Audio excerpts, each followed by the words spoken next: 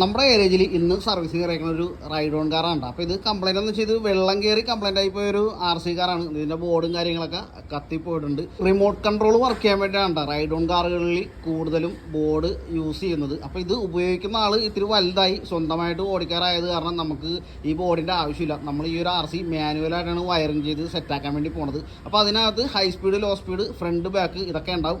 High speed, low speed, അതേപോലെ തന്നെ front back ഇതിൻ്റെ വയറിംഗ് ഒക്കെ ഒരു പകുതി വരെ നമ്മൾ സെറ്റ് ആക്കിയിട്ടുണ്ട്. ഇനി നമുക്ക് ഇതിനൊരു ഓൺ ഓഫ് സ്വിച്ച് പിടിപ്പിക്കണം. അതേപോലെ തന്നെ ഈ ഒരു ചാർജിങ്ങിന്റെ സെക്ഷൻ സെറ്റ് ആക്കണം. അങ്ങനെ കുറച്ച് വർക്ക് കൂടിയുണ്ട്. ഈ ഒരു റൈഡ് ഓൺ കാറിന് കമ്പനി വരുന്ന ഓൺ ഓഫ് സ്വിച്ച് ഈ ഒരു മോഡലാണ്. അപ്പം നമ്മൾ ഇതിന് അഡീഷണലി വയറിങ് ചെയ്യണത് കാരണം 20 ആംപിയറിൻ്റെ ഈ ഒരു സ്വിച്ചാണ് നമ്മൾ ഓൺ ഓഫിന് സെറ്റ് ചെയ്യാൻ വേണ്ടി പോണത്.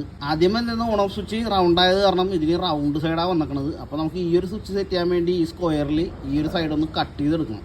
നല്ല അടിപൊളി മഴയാണ് ഇവിടെ. അതായത് നമ്മൾ ആ സ്വിച്ചിന് വേണ്ടി ആ സ്ക്വയറായിട്ട് നമ്മൾ കട്ട് ചെയ്ത് സംഭവം നല്ല അടിപൊളിയാക്കിയിരുന്നു. റൈഡ് ഓണ്ട വർക്കൊക്കെ കംപ്ലീറ്റ് ആയി. അപ്പോൾ നമ്മൾ ഈ ഒരു വണ്ടിക്ക് ഒരു പുതിയ 12 വോൾട്ട് ചാർജറും കൂടി അസംബിൾ ചെയ്തെടുത്തിട്ടുണ്ട്. അപ്പോൾ നമുക്ക് ജസ്റ്റ് ഒന്ന് ചെക്ക് ചെയ്ത് നോക്കാം. അപ്പോൾ വണ്ടി ഓണായി. നമുക്ക് ഇതിൻ്റെ മ്യൂസിക് ഒന്നും ചെയ്യാൻ പറ്റില്ല. മ്യൂസിക്കൊക്കെ വെള്ളം കയറിയിട്ടാകെ നാശമായി പോയേക്കാണ്. ഫ്രണ്ട്, ബാക്ക്, ഇത് ഹൈ സ്പീഡ്, ലോ സ്പീഡാണ്. ഇപ്പോൾ ലോ സ്പീഡിലാണ് വർക്ക് ചെയ്ത്. ഇനിയിപ്പോൾ ഹൈ സ്പീഡ്. സംഭവം നല്ല അടിപൊളി.